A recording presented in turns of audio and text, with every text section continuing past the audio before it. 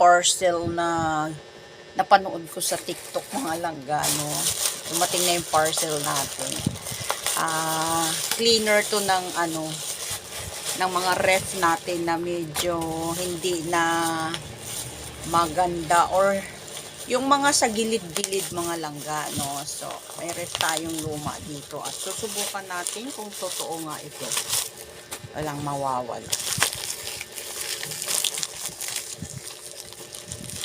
Kasi 'di ba yung ref natin, mga langga, no? 'Di pa parang yung, alam mo yun, yung parang may tagip-tip, no? So, ito siya, oh. Clean Zap, mga langga. Product ng, syempre, Clean Zap.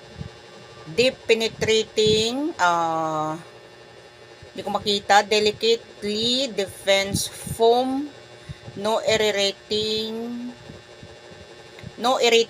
odor, no rinse nyo formula, multi-purpose household cleaner. So, susubukan natin to, no, sa mga part ng tiles na medyo nagtatago yung mancha, no. Tingnan natin kung totoo.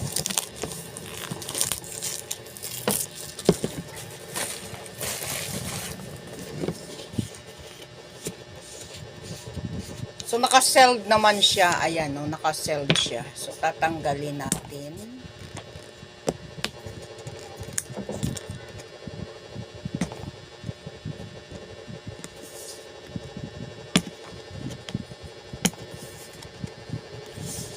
Hindi, kailangan, butasan ko lang ng konti sa gitna, no? Kasi nga, ito, oh, may free siya, mga langga, oh, free. So, ipasok natin ito para medyo tipid dito, mga langga, kasi i-spray lang natin, diba? Pabiglang umano, ah.